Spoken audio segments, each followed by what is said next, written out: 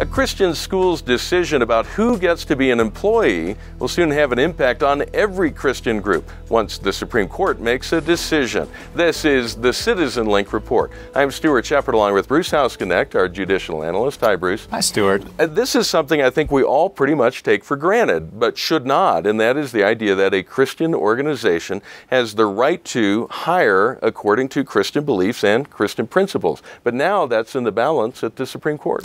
Well, the question is, what happens when those principles of religious hiring come into conflict with other anti-discrimination statutes that prohibit discrimination based on sex or age or disability? Yeah.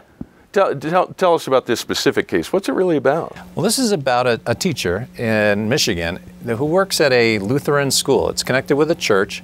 She is a called, commissioned employee of the church. It's involved with the teachings of the church.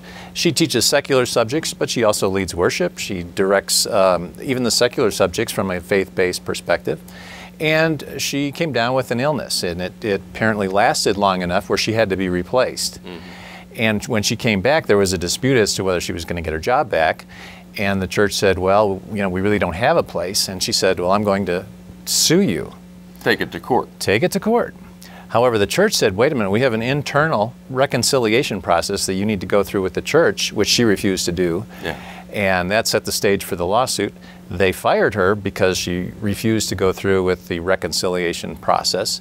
And there you have it. We went all the way now to the Supreme Court. And what that comes down to, the reconciliation process based on Christian principles as interpreted by that Lutheran church.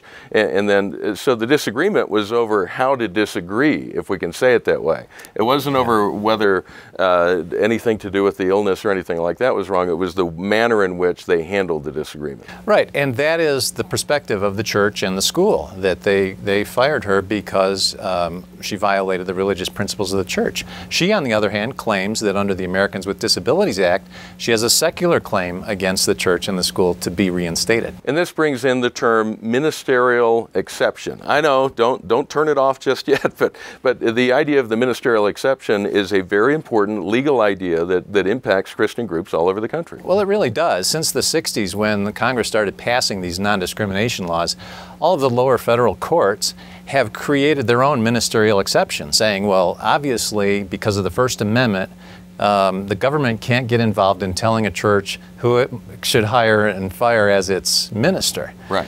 The real trick has been in those courts is how far does that go? The minister is obviously covered. What about an associate? The associate minister is covered. Yeah. The janitor is probably not covered. Yeah.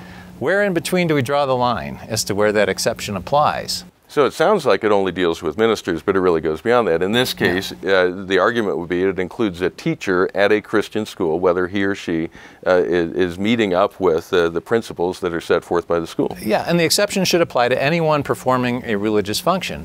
Where the courts have bumped into each other, and why this got to the Supreme Court is how many religious functions? What's the measurement? Should the government even be involved in measuring how many religious functions?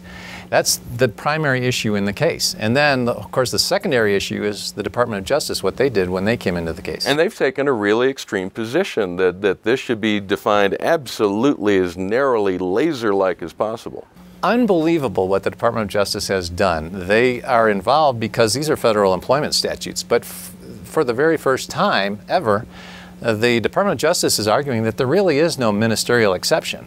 Well, maybe perhaps if a minister performs absolutely no administrative functions, but that would exclude the Pope, as the Chief Justice pointed out during oral arguments a couple of weeks ago. This also brought together an unlikely pair of allies on the bench, at least apparently, and that is one of the most conservative justices, Justice Antonin Scalia, who is regularly and routinely on the conservative side of interpretation of the Constitution, and Justice Elena Kagan, who, although she's still new on the bench, is still pretty reliably liberal, but they both expressed surprise at the way the Department of Justice argued this case.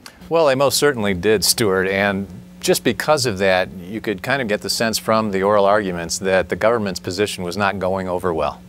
So it was not just Kagan, it was not just Roberts, but it seemed to be the majority of the court. But the outcome of this case will be that there will be, in all likelihood, the Supreme Court drawing a line. Here's what the definition of a ministerial exception really is. And believe it or not, in all these years since all of these discrimination statutes started appearing in the 60s, the Supreme Court has never really defined what the ministerial exception looks like, and so this gives them the first opportunity to do so. So this is probably a welcome opportunity. So any state, any Christian organization that deals with religious teaching or worship, they're going to be impacted by this outcome. That's correct. It should apply to all religious organizations. A final question for you, just to put this in perspective. You mentioned that this comes under the First Amendment. Specifically, what parts of the Constitution deal with what is now being thought of as this exception? Well, it's a combination of three. It's the free exercise clause, it's the establishment clause. Free exercise of religion. Free exercise of religion, and the establishment clause, which basically says the government shall not establish a religion. Right. Or